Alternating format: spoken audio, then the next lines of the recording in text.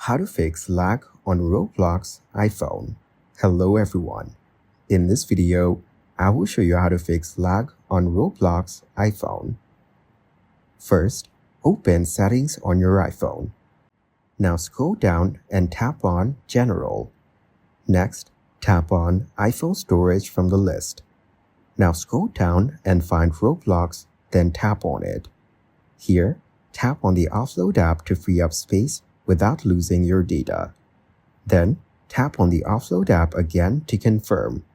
After that, tap on Reinstall app to install Roblox again.